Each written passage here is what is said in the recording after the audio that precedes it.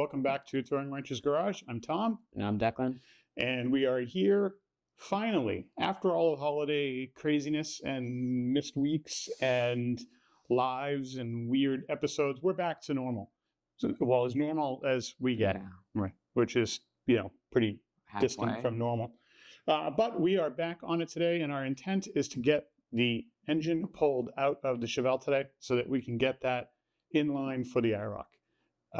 I said today. It's not really today. There's actually a few steps that go into pulling the motor, and we're going to try to do a little bit of a better job this time around than we did showing you what we were doing on the IROC. Because to be honest, when we did it to the IROC, it's the first time I pulled a motor in a very, very long time, and we were kind of just going along with what we were expecting at the time, right? We were going step by step, but it was not premeditated, and we didn't have a lot of recent experience doing it. So it was pretty sloppy to film. So I'm hoping this time we can do this a little bit better. Declan's had a chance to do this once before too, so you kind of know what to expect now.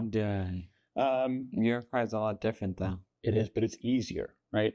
So we should be in a lot better position pulling this motor out because there's just not as much stuff going on. We've got more room, but there will be some things that we definitely have to do to make this work.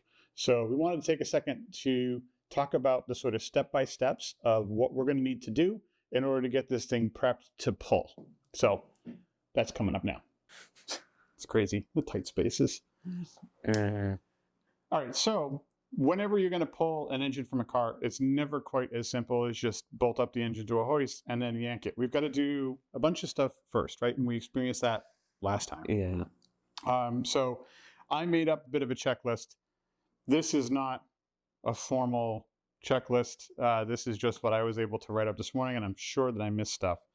So a couple of the things that we need to get accomplished with this thing first is to make us some room. So we've got to remove the hood so that we can get good, clean access to everything. It's going to be really, really easier to pull the motor if the hood's not there in our way, right? So we've already marked off with a silver paint pen where the bracket sits on the hood now, so that when we go to put the hood back on, it makes that adjustment a little bit simpler. We don't have to go from scratch. We sort of know where it was where we started.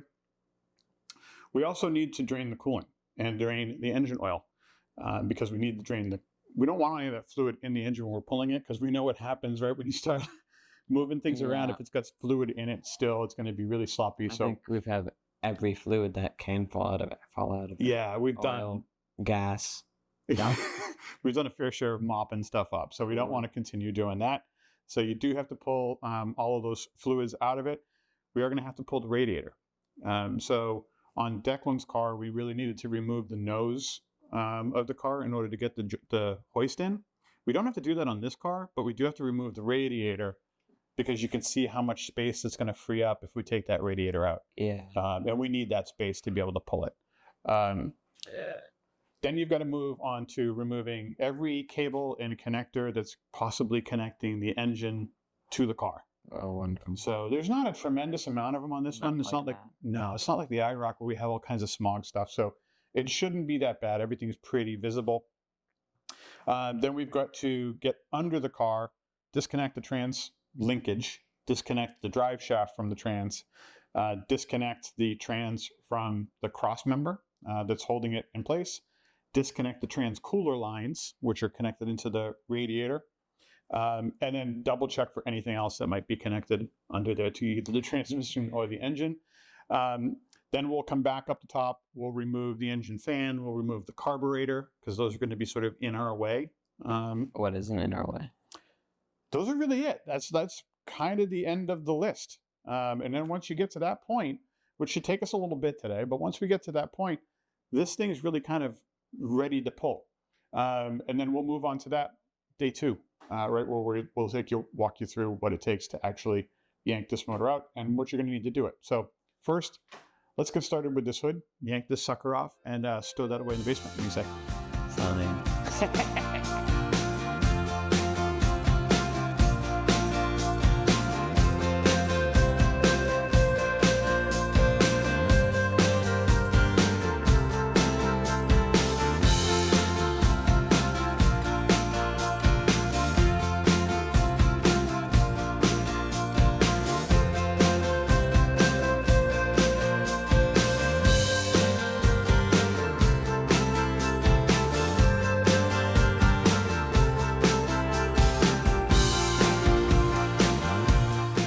let's disconnect the battery.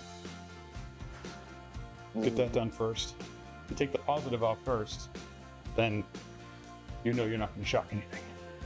What if you take the negative off first? You take the negative off first, then while you're taking off the positive, you could complete the ground and give yourself a shock or blow something out. So, I mean, you can do the negative first. Just gotta be very careful if you do the negative first. So just do the positive first. It's just easier to do the positive first. And it's the red one? Yep, typically. But now this is my car, so I know this car and I did this the right way. Not everybody will do that though. So there is a plus and a minus symbol on the battery. So you always got to check to make sure which one of those is which, and then double check the cables to figure out where they are going. So the negative cable here is going straight to the alternator for ground. The negative cable is always just going to go to a ground, whereas the positive cable on an older car like this is typically going to go underneath to the starter. So don't rely 100% on the color coding if you don't know the car. Why don't we start by, you think, draining the fluid? Sure. That sounds like fun. Is yours gonna have shards of metal in it? I hope not. All right, so what we did here is we just opened up the petcock on the radiator. That's what this is. So that we can drain this way. So the only thing the nice part about draining it through here is that if this thing gets full before it's empty, we can turn it and shut it off and then drain this bucket. Whereas if we took off a hose, then we're like, we're out of luck. So it's always, if you can, it's always a little bit smarter to undo it from the petcock. How come your thing has like a boat propeller? That is the fan shroud, well, the fan. But that's a clutch fan, so that's to draw air through the radiator to cool off the fluid in the radiator. I don't have that. You do, but yours are Not electric. that big. You have two small plastic electric fans that are on your radiator. This is a fan that runs off the motor. Oh. So before they got big with electrics, this is how cars would run with the cooler. So this is a clutch fan. It only engages the clutch when it's hot enough to turn. All right, so are there any other cables you can see here that are connected to the engine that we should be disconnecting? We're definitely going to have to remove the connections on the power steering pump. What do you see over there that might be connected? Oh, everything? Everything. So I can see one thing right here that you can probably pull off, and that's this sensor. This right here, you can take that off. So that's the engine. Nope. You just want to take this nut off because you're just going to pull the cable off of it. You're not going to remove the whole sensor. We just want to disconnect it. Yep. Just don't lose the nut of the washer. Like that. And that. I guess we'll find those later. So now there will be a bunch of coolant that's actually in the engine, like a bunch. So this isn't the end of the work. We will still have to disconnect some radiator hoses here.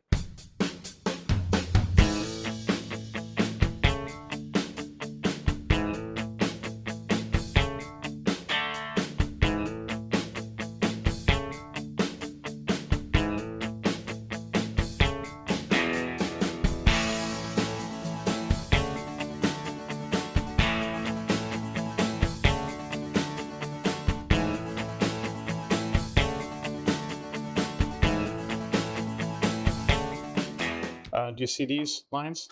Mm-hmm. Those are your trans cooler lines. So what I want you to do is to spray, we're going to watch what I do on this one, you'll do the lower one. We're just going to spray a little bit of lube on there like that. And then there's a lower one in there that you can get to, hopefully.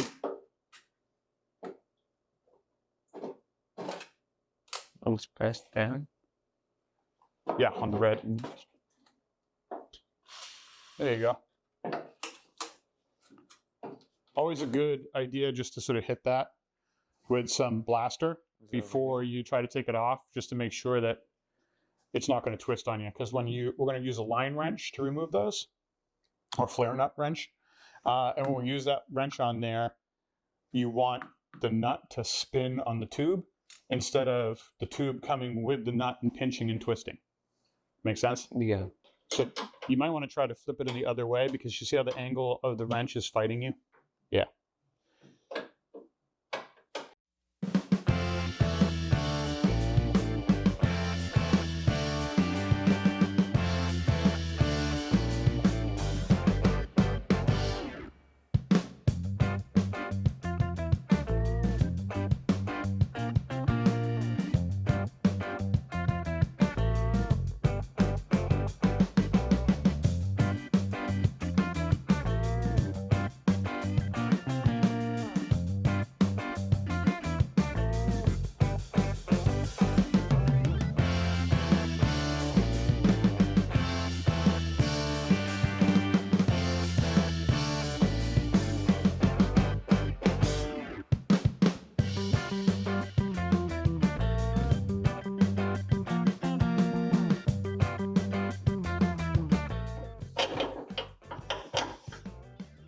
This thing doesn't want to come off, and it's preventing it, actually.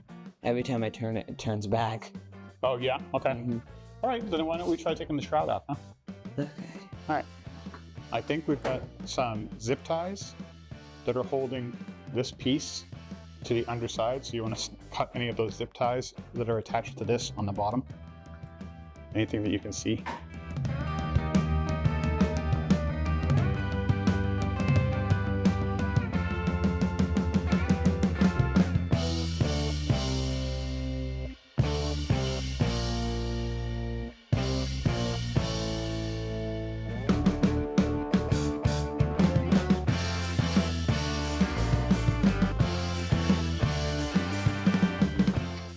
So what we're doing, or what Declan's doing now, is in order to get the last connection off for the transcooler, we need to actually remove the fan shroud and therefore remove the fan, which we were going to do anyway. We just have to do it sort of in a different order now, so that you can get enough room with the wrench in there to get that fitting off.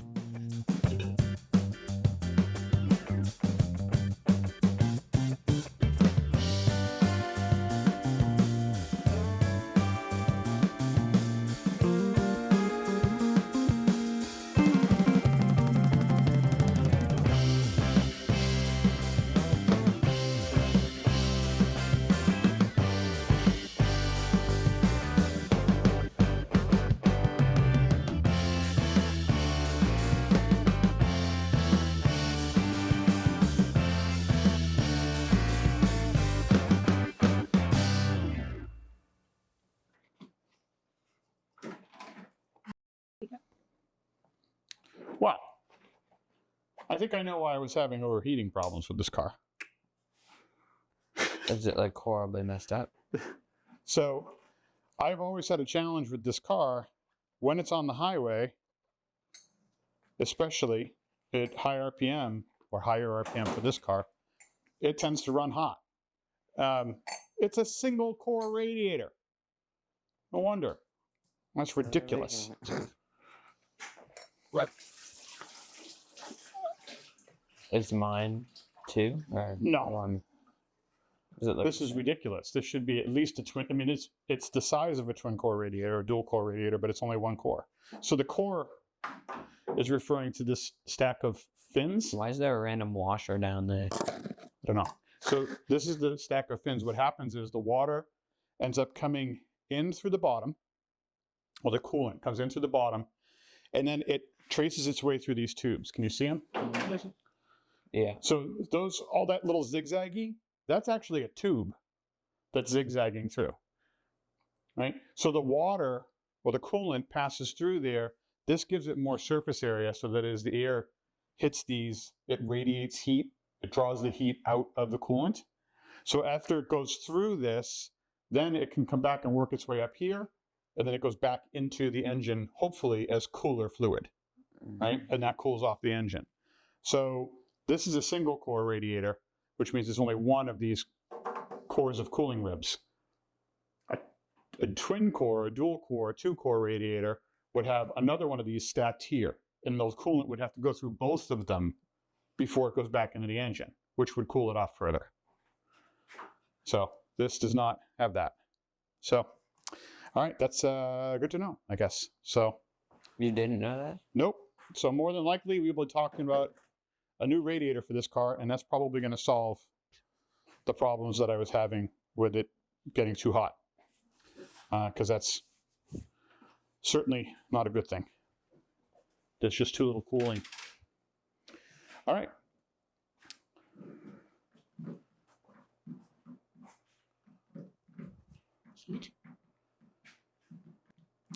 All right, so the radiator's out. That leaves us a lot more space in there to work, yeah? Yeah. Okay. So I think we can take the rest of that hose off. Can you pull that hose off, the top hose? Yeah. No. Did we loosen it up there? You don't think so? It's on the toolbox.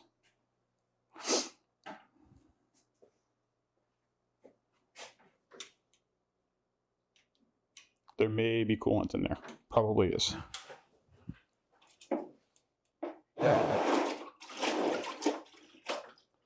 Sloshy, sloshy. Inside.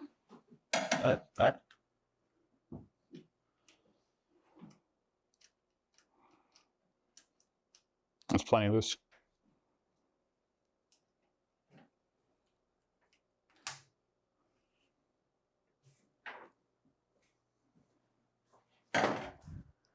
Give her a good wiggle. There you go. Sweet. Hey. Looks like we did a good job of emptying it. All right, so that gets us mostly disconnected up top. Right? I guess so. Okay. We will have to disconnect the fuel line, so might as well do that right now. Probably going to need like a bolt or something to shove in there. So this is the fuel line here that we're going to disconnect. This is the feed line from the tank.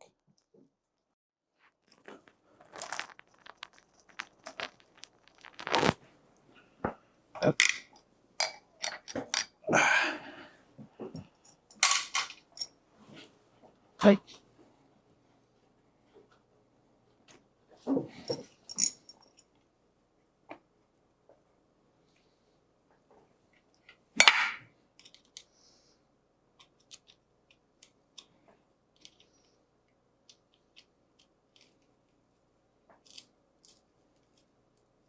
I guess we should do the power steering pump now.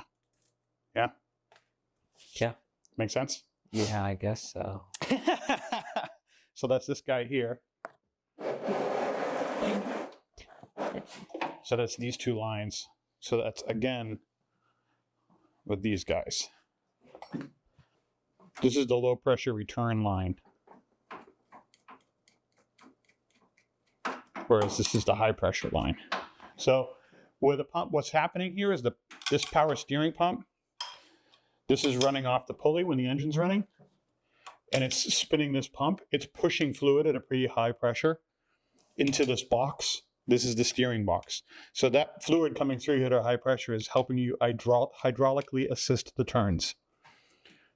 So there is a high pressure line and a low pressure line. The low pressure line you can always tell because it's just got a clamp on this hose because it's low pressure. The high pressure line has these pressed fittings on both ends.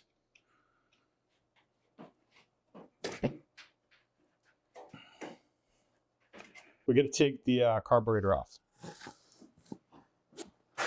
So let's look for some deep sockets to do that.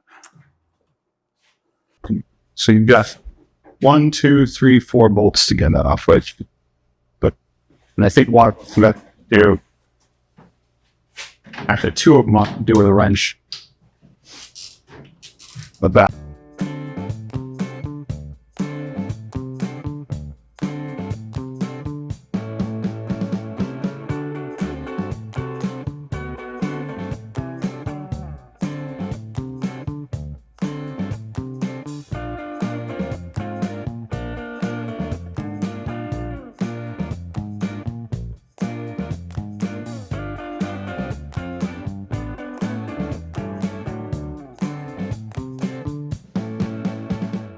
So we stuff rags into the intake like so that nothing falls down there.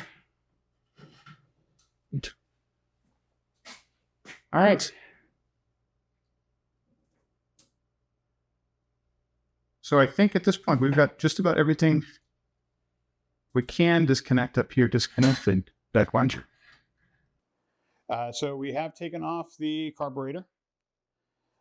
We've stuffed some rags inside the intake so that we don't lose any screws or bolts down there.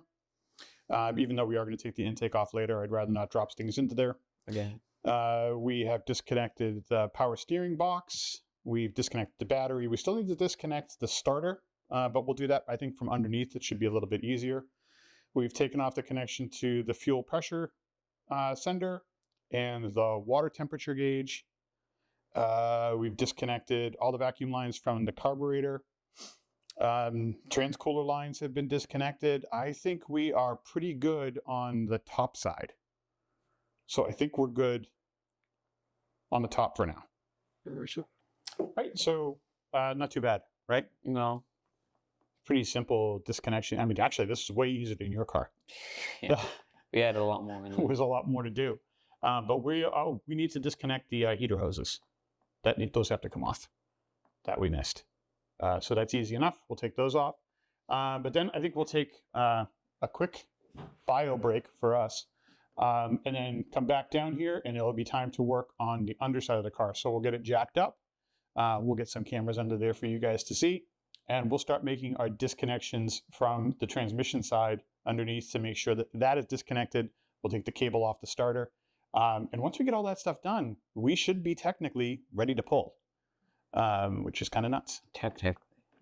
Yeah. Then it'll just be a matter of scheduling the pull. We'll have to just double check the weather. The reason we're going to double check the weather is because we need to roll this thing outside to pull the motor. We're not going to have enough clearance in here with the hoist, I don't think, to be able to pull it inside. So if we're going to push it outside to do that, we'd like to do it when it's not pouring rain. But we'll see how that goes. We might not get so lucky. All right. Let's take those heater hoses off. And then next step is a quick bio break. And then we'll come back and lift the car up. Break. All right. So what we're trying to do now is remove these collectors. So we need to separate this from this. Okay. So I can hold start with this one because I can get it. Just make sure it's in reverse.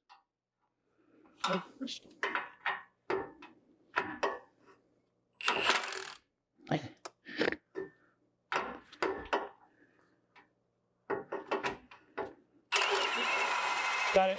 It's off.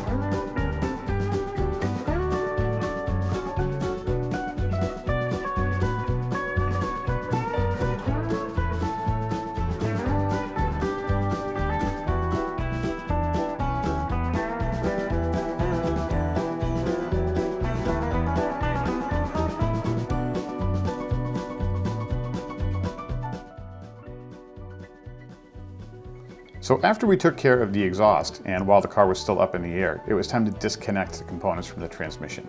Now there's a few things that are connected to the transmission that you're going to have to disconnect before you can actually pull the motor out, if you're pulling out the transmission with it, which we were. So in an automatic transmission like this one, this is a Turbo Hydromatic 350, there's the linkage that connects the shifter inside the car to the transmission itself.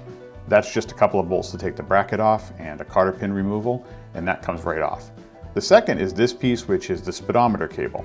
This one's a little bit hairier to disconnect. This one was a little bit stuck in there and didn't want to come loose, but we wiggled it out in the end. The other component is the cross member bolts. We had to remove that from the transmission. Those are the isolator bolts, or the isolator mount, that actually connects the transmission to the cross member frame underneath the car. All of that stuff had to be disconnected, and that's what you see me getting to work on here.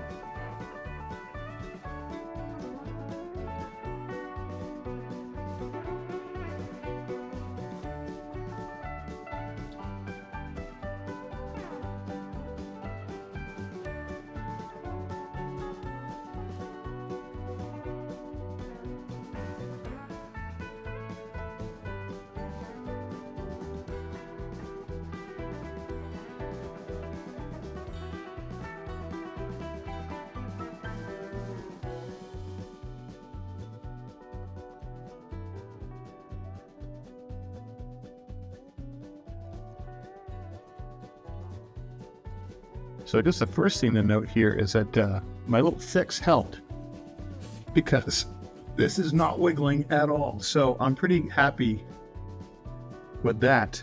So for those who remember, I sort of re-welded a little ear on here to try to fix some slop that I had in the drive shaft, and man, it has stayed rock solid. So that's good. All right, so now we'll take this off.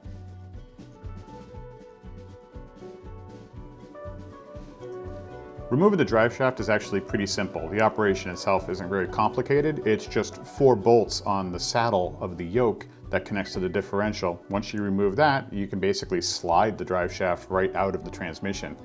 But the trick with this, and the reason that I'm fast forwarding through all this footage here, is that the bolts are actually kind of a pain to get to. Because they're nestled into the saddle that keeps that universal joint in place, there's not a lot of access to those bolts. So you gotta use an open end wrench, and you're doing like an 1/8 to a quarter of a turn at a time, and it's a real pain in the neck. That also gets complicated depending upon where the drive shaft is rotated. So you'll see I had to jack the car up again in the end so that I could get the wheels off the ground to allow myself to actually turn the drive shaft to get better access to those bolts. So not a hard job, but a little bit on the tedious side.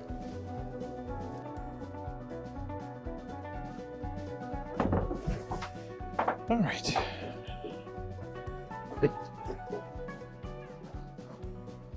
Let this guy down a little.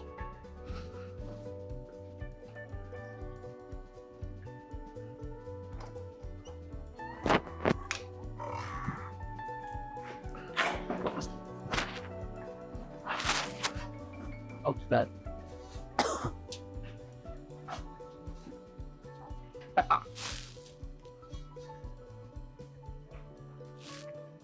Oh, cute.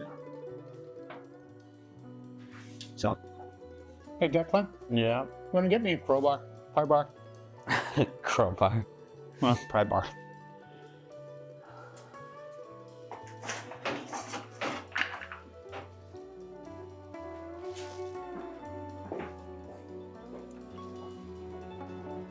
Thank you.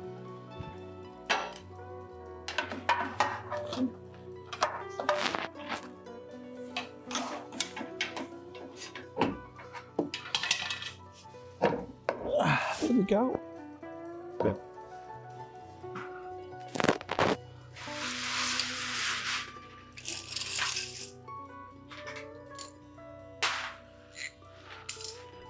I got it. That.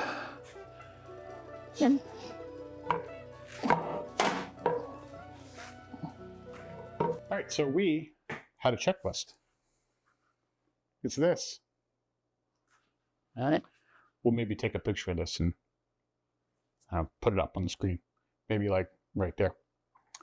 But in the meantime, I want you to read this off and check it off.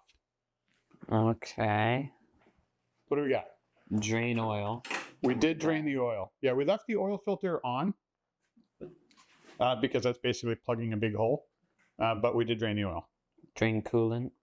We did drain the coolant. There's still a bunch in the engine, but we drained the coolant from the radiator, certainly. Remove drive shaft. We did get the drive shaft out, yes. Pain in the neck, but we got it out. Unbolt collectors. We did that. We did. You did that. Disconnect trans linkage. Yep, I did that. Disconnect trans cooler lines. Yeah, we did that. They're still connected to the transmission, but we disconnected from the radiator. Remove radiator. We did that. I did that. Remove hood. We did that, and now that. Yep. Disconnect cables, starter, engine sensors. Oh, we didn't connect the starter. Disconnect the starter. I'll crawl under and do that one. But we did engine sensors and distributor. Yes. Yep. Remove carburetor. We did that. We did that. Remove engine fan. I know that. You did that. Remove engine mount bolts. We haven't done that, but we'll wait on that until we're ready to pull. Unbolt trans mount. You did that. And final check for connections. We'll do final checks right before we pull, but it seems like except for that starter. So disconnect cable, starter, and a final check. Yeah. And you put final check twice, basically. So. Well, final check for cable connections, and then there's a final check of just like connections. Yeah, exactly. Well, because you said disconnect cable, and then final check is for cables. Yeah, and then the connections also for connections, meaning like anything that might be connected, not just cables. We're on to day 2, and my buddy Mike actually arrived to help us out with this pull, and he was really invaluable with this, the same as he was when we helped us with the IROC. He also came out thoughtfully decked out in his throwing wrenches gear, which I'm pretty appreciative for. And one of the biggest things Mike's helpful for here is he was a third set of eyes for us. So we spent a good hour first thing in the morning before we pushed the car out into the driveway, just double checking that we disconnected everything. And we actually found that we really needed to disconnect the headers in order to be able to pull the motor out. So that's one of the things that we did off camera before we got to this part, was yanking off those headers and also removing an exciter wire on the starter that I had missed. So those few things, having that extra set of eyes go through to make sure that you're really thinking through how this thing's going to come out and do you need to remove anything else, super helpful when you're doing a project like this. Because Declan and I got a little bit tunnel visioned, which can happen. And you think you did everything, but you really didn't. So it's helpful to have another set of eyes there to be able to help guide you through and say, hey, did you think about this? And did you miss that? And where is that going to go? Really, really a huge help and saved us a lot of time in the end, even though we had to do a little bit more work before we were actually able to pull the motor. So far, all the tools that we've used and talked about here are just sort of standard run-of-the-mill tools. This is the first time we're really talking about something that you're going to specifically need for an engine pull. So unless you have some sort of a crane or a big branch and a chain dolly in your backyard that you want to pull the motor with, you're going to need an engine hoist. And that's what we're going to be rolling out on screen here. This particular one I managed to get from an auction site, and I managed to get it for I think about $75 all in, even with the fees. So it was a fantastic deal. It's a 2-ton hoist and it's a really well-made one. I did have to rebuild the hydraulic cylinder on it, but that was a pretty easy and pretty cheap job. I would recommend that you look at auction sites or Facebook Marketplace, those types of places, to try to find one used. But if you can't find one used, you can usually get one of these for under $300 from Harbor Freight or one of the other discount places, and it's going to be just fine for the purposes you need. But it's really critical that you have this, because this is what's going to allow you to pull that heavy motor and transmission out of the car. And it's going to be on wheels, so you're going to be able to slide it around a bit. But they are pretty unwieldy. Even when they fold up, it does take up a fair amount of space in the garage.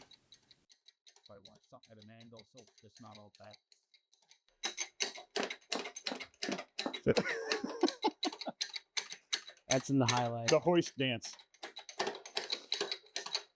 This is when I want that power assist one. Yeah, the ear. Yeah.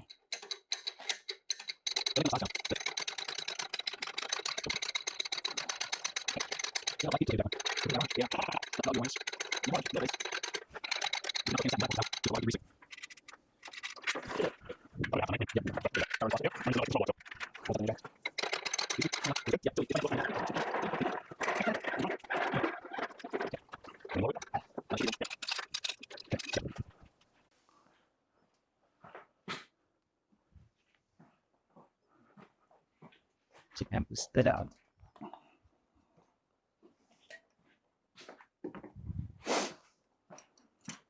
Okay.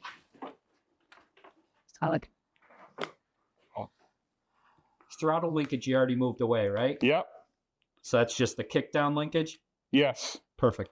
Yep, I disconnected the throttle linkage. A lot of obvious ones. No, dude, it's half the reason why it's good to have you here is you're going to ask stuff that I missed.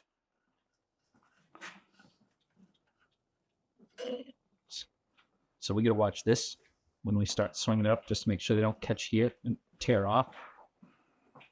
And on your side, I think the biggest issue will be the header's got to come with it because of the dipstick tube. See how the metal of the header is like in between the dipstick tube and the bottom? It's like over it. Yeah. So because it's disconnected, we're going to have to keep pushing it in at like this angle. And then we're probably at one point going to have to like wrangle it a little bit to get it over the K-member. Okay. So that's like that side, not getting that header hooked on anything is important because we'll tear the dipstick tube right off. And those are a pain to replace. They're like, the tube is pressed into the block. And it's been too long to All right. easily. So we good? Give it up. We'll tighten it up a little here. Yeah, tighten it up, and then we got to fix the We're gonna, yeah, we can tilt it. see where it ends up.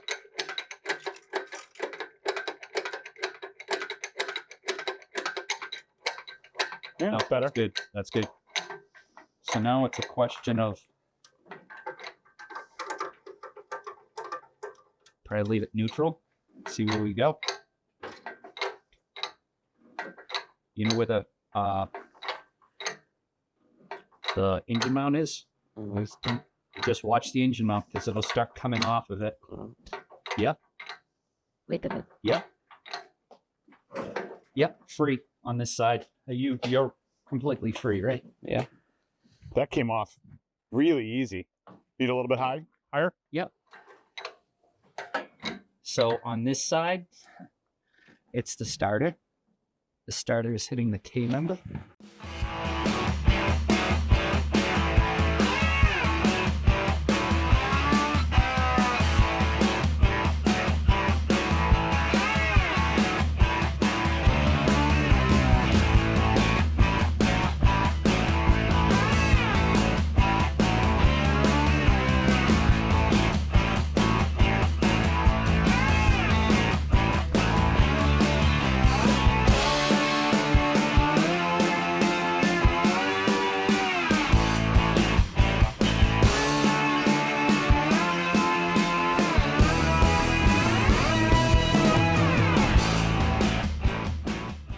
All right, so now we're going to need to angle.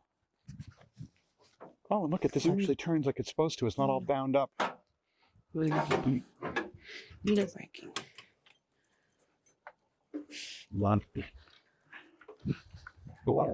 Oh. All right.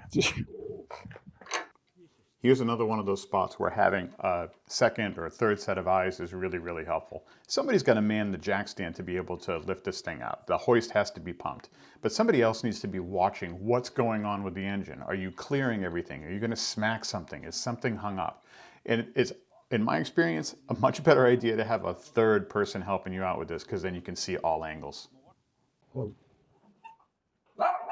Okay, go up.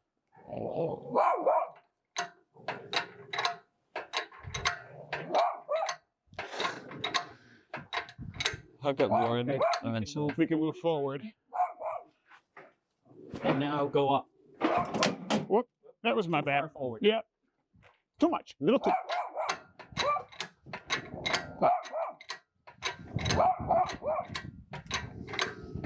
Okay, hold on. I'm gonna tip a tiny. I was going to say, what are you telling me for? Right there. If I'm holding this motor. in Oh, place, okay. What do you need to tip? back tail shaft down. Okay, now go all Good? the way up with it. Okay. I can come a little bit more forward too if we need to. Yeah, I figured that's like last. Oh.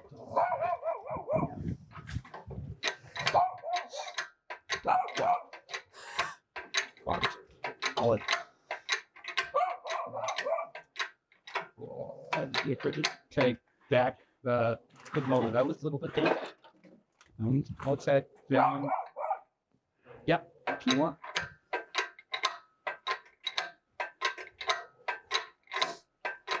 What's the blood bag leaking in it? That's the transmission fluid. Yeah. On yours, went everywhere. Yeah. Oh yeah. We bagged it this time like smart people do. Okay. Now, Declan, if you can come in and crank this thing to level the motor out, we can get it out. I think it's counterclockwise now.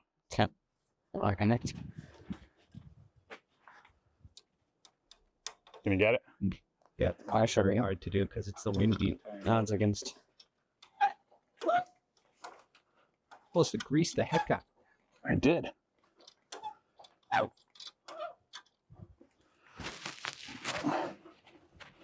Oh, now it's too hot too. But, so Declan, all we're looking for is that tail on the transmission, not smashing into the. Okay, let's pull it out a little more because I feel like we're just gonna bang the heck out of your firewall or like this. Just like, yeah, that much. That much.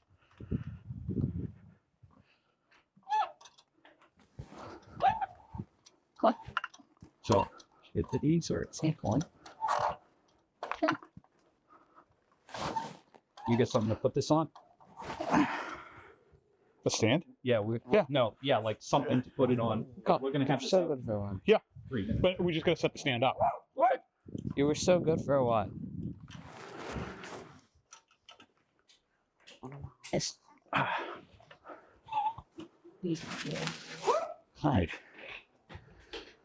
Someone is very grumpy. Let's see if I can get this up a little bit higher so we can. Yep. A little bit more high. So you get the middle of the team. Keep out. Will be once you clear the PM. Oh, we're never gonna clear it that way. Lucas. Hold on. Yeah. Okay. Just give myself a little bit of Oh, height. yeah Up. for less height. Who's able to?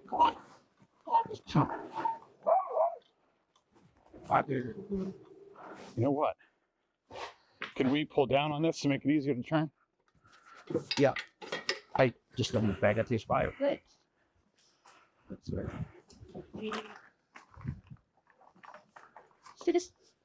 That's. Oh, gotcha. When you show. Well, that. Got that. Come. No, it doesn't. It's tough. You got a little bit more height than me, so.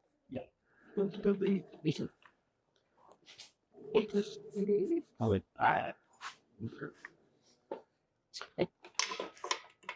Why is this? That.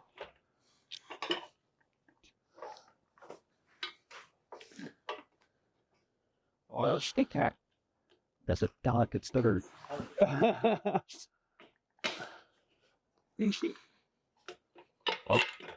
How close are we? Oh, we're pretty close. We're getting there. So. Okay, stop.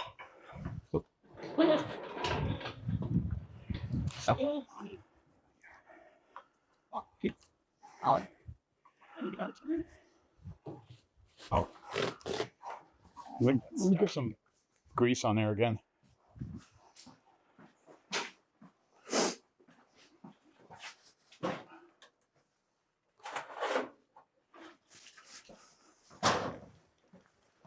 Child's a good.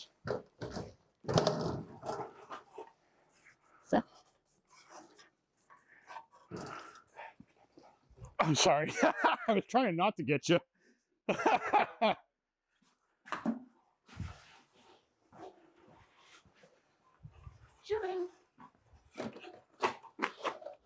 All right, now I think we're good. I can just go up a little bit. Yep.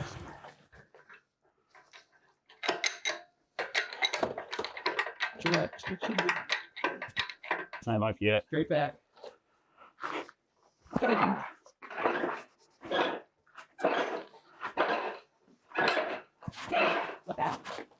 Cool. Quick take. Yeah, I was just double checking. All set. All right. User. Here, let me get this down a little bit because this is pretty high. Yeah. That's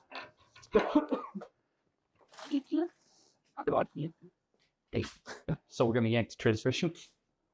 Yes. Camera on the inside. Yeah, hang on a second. Let's get this in, but nowhere. That's good. I can push him a little. Yeah. Okay. Actually, I know who's gonna push him a lot. Where's that? So we can see the engine bay here is not bad at all. I mean, we're still going to clean this up.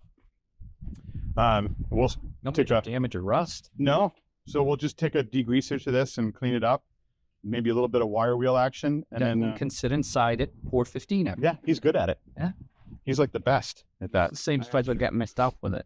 That's true. He did come out looking rather distasteful, actually. If we're gonna be honest. Told you. That's gonna be loose. Oh yeah. This is torqued to like 3 inch-pounds. That's amazing they were in there at all. Missing one here. Is it that or is that focus?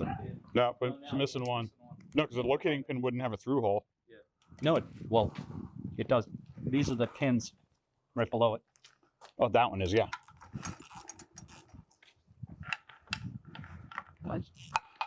All right, so that's broken free. I don't want to take them all the way off until we have this down, resting on something. Oh, that's the GoPro. So Declan's taken off the inspection cover, which is underneath the bell housing. So that goes, it's just going to make it easier for us to remove this and for the actual transmission to sit on this cart. If it's still in there, it won't sit right. So it's like he'll take those off. The bolts here were already loose, so like way looser than I would have expected. So once he gets this off, we'll lower this down and rest this transmission on this dolly, and then we'll see what we can do about prying this apart. Hope is just putting a little bit of weight on it with the engine is going to break it loose, but we'll see. It was not that way with the IROC. The IROC we had to beat within a half an inch of its life. Oh, that thing? Yeah. Oh. Separating the engine and transmission. Inspection covered. Here she comes. You want a half and half? I was just going to rest the the transmission because we got the engine supported by the hoist.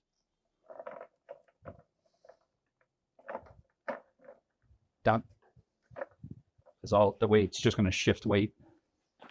Perfect.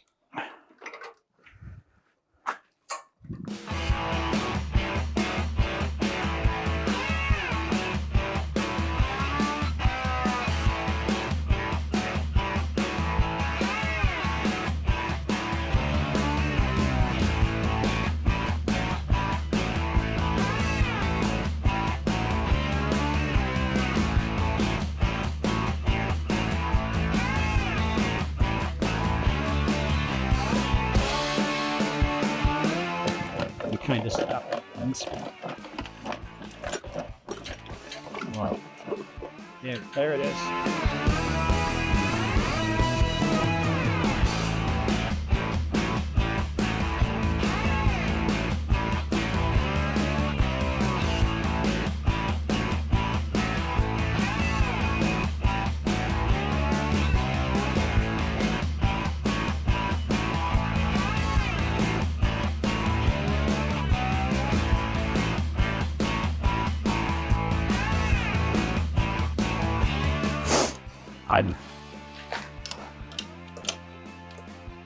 Hand over here, so you're kind of. And you're just doing that with your wrist. Oh, there.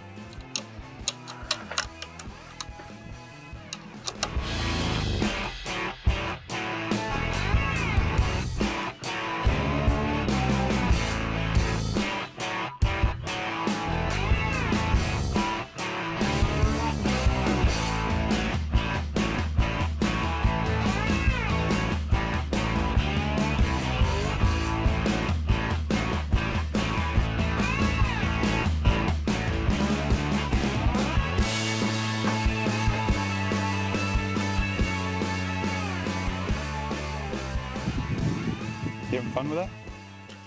Looks like a good time. Mm-hmm. Okay, I'll see next time. That's a big torque converter. It's an old. Yeah. Okay. These next. However, you're gonna have to use an impact on those. Well, we Because think. otherwise the motor will spin. Well, yeah, maybe not. You should, but based on the way everything else has come off, I'm not so sure. Definitely an impact. Yeah. Just so it doesn't spin the motor. Do we know what size? It's bigger than this. 9/16. I hate this gun. Why? I don't know. It's too Press powerful. forward the whole time. Press forward the whole time. Nope. You got to push this way. This is what I was doing. There you go. Okay, I guess it's easily enough. Like the biggest thing with a impact is pushing forward as flat as possible. And you're even a little tilted. Make sure that when you see that socket, it hits the entire edge. Because on these, probably not a huge deal. But if something's off slightly and you round it, then you know what you're doing. You get all these collected and the washers, so no one puts that into a tire. So with the transmission off, the flex plate off, and the torque converter off, now it's time to actually get the engine stand plate attached. And that's the next piece of kit you're really gonna need. An engine stand like the one pictured here, I got mine on that same auction site that I got the hoist on, but you can pick these up at Harbor Freight anywhere from like 85 bucks to 200 bucks, really pretty simple. You can also go with an engine cradle like this one. But engine cradles are great for storage, not as great for working on the engines because you can't spin them around and rotate them. Now what I missed in the video was actually sliding this thing home into the stand, but you'll see it on the stand in the next part of the video. So an hour to yank it, get them separated, and get it on the stand. We're getting good at this. Get his data. Well, use the word good. Not yet. I'm out of cars to yank motors on though, so now it's up to you.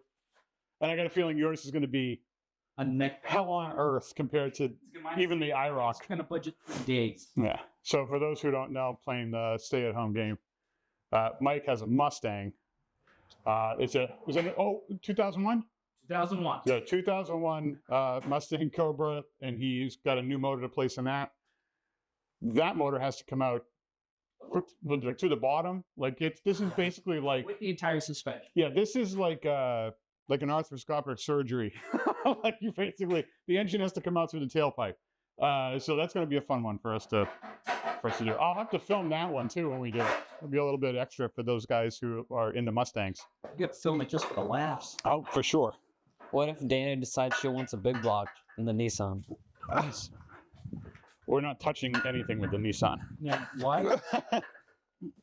Another piece of gear that you're going to need is something to connect to the engine that then connects to the engine hoist so that you can connect it and yank it out of the car. In this case, what you see Declan and I removing here is an engine load leveler. I prefer this for pulling the motors because it actually connects by chains to 4 points on the motor, and by using that little screw you can actually adjust the angle that the motor is going to dangle at. It makes it a lot more convenient for the pull. You can also just use a much simpler plate that just connects where your carburetor would be on the intake manifold. That bolts in, those work fine. They often have multiple holes in the top of them so you can pick which angle you want the engine to be able to hang at.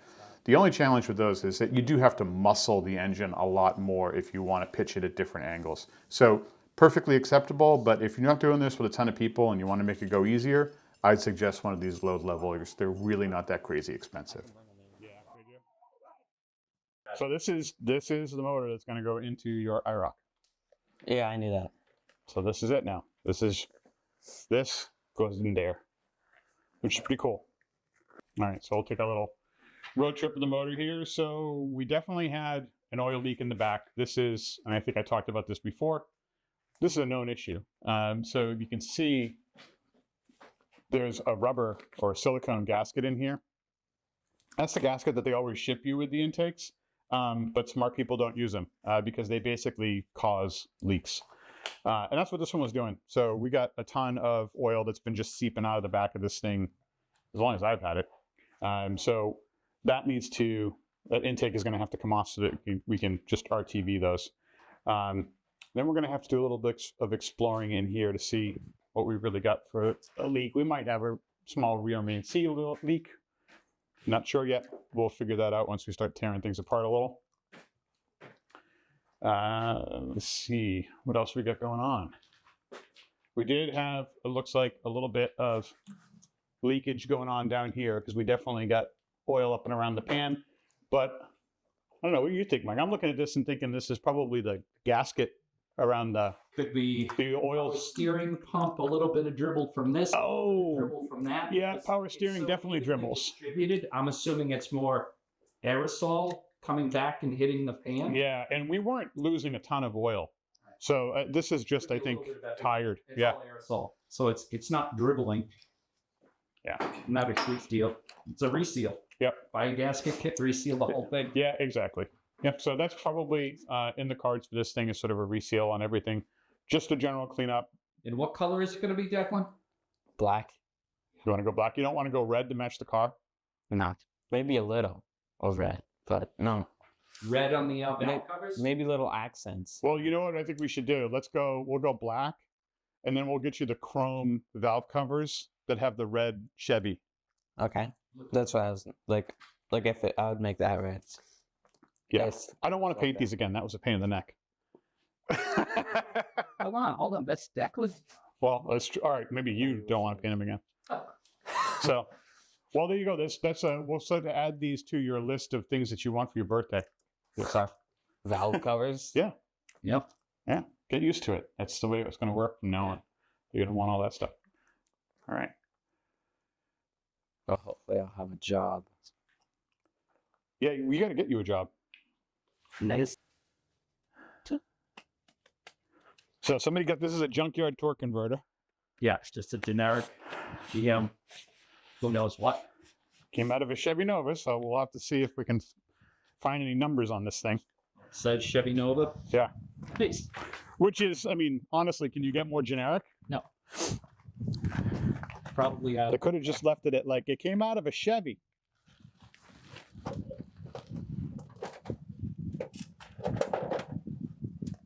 That's just the balance, right? Yep. No numbers. I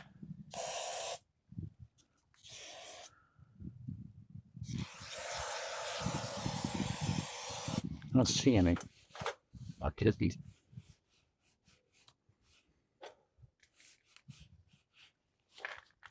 That's kind of annoying. I don't even know where they stamp numbers on GMs. Me neither. Right.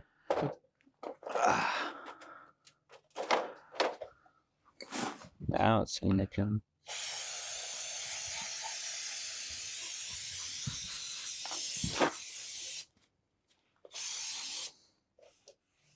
Ugh. Dang nasty. Yeah, I don't see anything. Yep. So who knows? I just sort of been curious to know what the stall speed was on this thing. I thought what year it was made. Oh God, no. There's no stamping on it anywhere that I can see. Quest. I don't know. Maybe curiosity will get the better of me later, but right now, we're good. Workbench intact. All right, so let's see. And I don't know if I can, but I'll try my best to try to explain how a torque converter is working in this engine. So this is an automatic transmission, right? Which means that there's no clutch on a manual transmission car. You would have a clutch that physically separates the engine drive from the transmission whenever you press it in. So that means when a manual transmission, when you come to a stop and the engine's still running, but you don't want to move, you push in the clutch.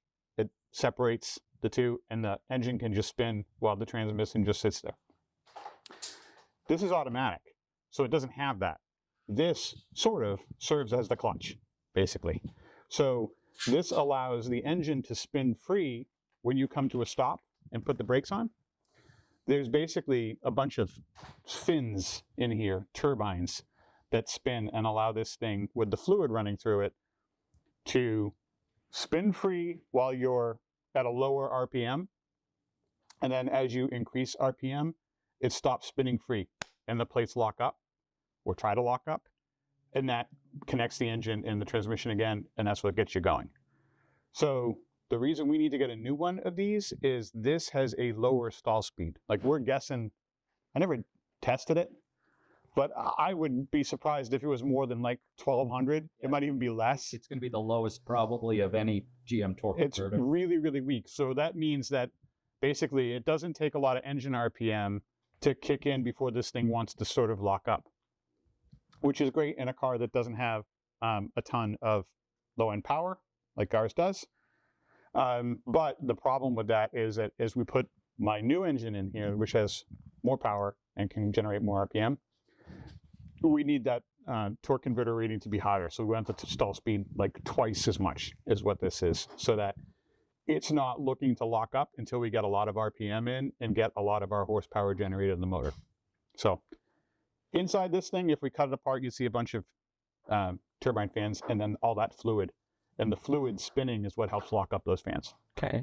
So, and that's it. And somebody's going to correct me, because I probably did a poor job of explaining that. But They'll have the word like stator instead of fan. yeah, there are specific terms for the specific parts inside of there that I didn't even bother with. Yeah. It's voodoo. Because honestly, a lot of it is black magic to me. Right. So, It's like electrical work. yeah. All right. So that gets us pulled on the stand. I came down here at 7:20 or something like that this morning. That's like when I woke up. To just start kind of cleaning things up a little bit and getting things ready for when Mike showed up. Mike doesn't want to come on camera again. The mysterious. That's what we're going to call him now. He's Mysterious Mike. That's what we're going to call him. So we cleaned up a little bit this morning. Mike came in around, I don't know, 8:45 or so, and astutely pointed out that we were going to have to remove the headers to be able to pull the motor out more easily. So we did that. I think we actually got started with the pull somewhere around 9:45. This is when we started pushing it outside. We had the engine out and on the stand at 11. So that's really not bad. We had this thing yanked pretty quick, and you and I only spent what, like maybe a couple hours down here the other day? Yeah. It wasn't a real long time. So we're getting better at this, which just goes to prove, guys, like we didn't really know what we were doing the last time we did this on the IROC. I mean, we knew what we needed to do, but we had no recent experience doing that. Wow. And we got through it. Took us a lot longer, but we got through it. This time around, only a couple months removed from the last time we did it. We went way quicker. This is just so much more easy now that we knew what to expect. Also, this car's a lot easier to pull.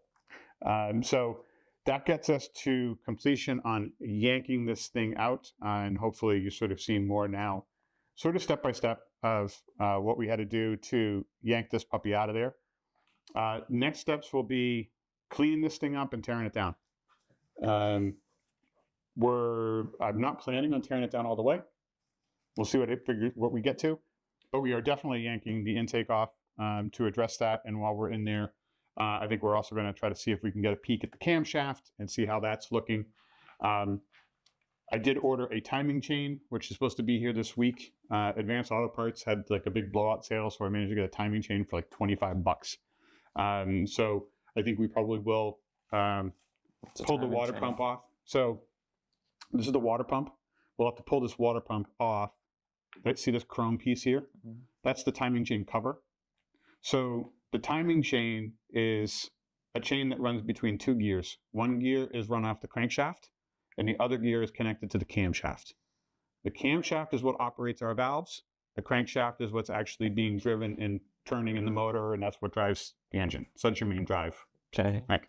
So the timing chain gets connected. There's two gears, gets connected to that crankshaft chain and connects to the camshaft chain so that they stay in phase with each other, right? Because the valves need to open at specific times based on the cycling of the engine, right? Mm-hmm. So that means that you need to have constant registration between the two. They can't decide to do different phasings. They have to be linked together. Otherwise, the engine won't run right. Yeah. What can happen with a timing chain is they get loose over time.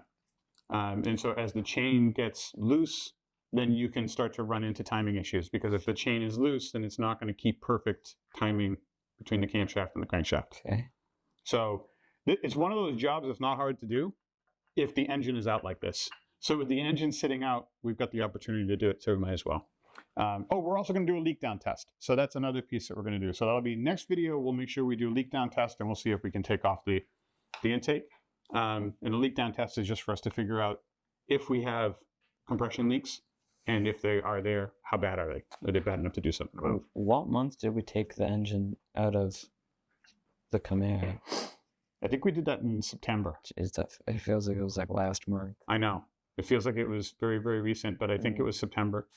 End of September, maybe? Yeah. I don't remember. Yeah. Off camera, Mike says yeah. So I don't it was raining and it was kind of coldish. It's a much nicer day to pull it today, even though we're sitting on the last day of December. And it's winter, right? Yeah. It's winter on. Yeah, it's warmer than it was. So that's it. The engines are out of both cars by New Year's Eve. I don't know if that means anything or if it matters at all, but that's where we're at. So next steps will be getting busy with this motor to try to get this in condition to be able to throw it into Declan's car. So we are going to do leak down test. We're going to make sure that we fix this intake leak. And we'll take the oil pan off at a bare minimum and change that gasket out, but we'll get a peek at what's going on in there, just to make sure everything looks like it's in good shape. And then we'll just put this thing back together as easily as we can. Maybe a new camshaft, depending upon how things look, but more than likely not. So we'll just see how that goes. In the meantime, I got a little bit of work to do on the Chevelle. I got to clean up the interior of the engine compartment on that. I have to get a torque converter, and then I'll be ready to start talking about putting my engine back in that car. Boring. So, boring for you, not for me. I'm very, very excited about that car. Well, boring for the IROC guys, but probably not boring for a couple of Chevelle guys. There's got to be a couple of Chevelle guys out there. At least 15. But it is a stroker motor. How can you not get excited about a crate stroker motor, even if it's not going in the car you like? It's pretty cool. All right. That about wraps it up for us. I think it's lunchtime here, yeah? Time to order some food. All right. So with that, we're going to fill our faces after we clean our hands and take the rest of the day off. Until then, we'll see you guys next week. As we'll be back in action doing some work on this motor next time you see us. So thanks for watching. Please click like and subscribe if you haven't done so already. I get kind of lazy about asking you to do that, but please go ahead and do that. It helps us out a lot. People like when you're lazy about it. I know. People don't like being bugged. I don't like when it's demanded. Also, YouTube needs to figure out a better way of liking. Like, I don't want to have to go out of my way to already go out of full screen and then like the video. It is kind of annoying. Like, have it be like... Yeah, get better, YouTube. You do have to figure that out, but I'm sure they'll do something. Like by the pause button. All right, guys. Thanks for watching, and we'll see you next time.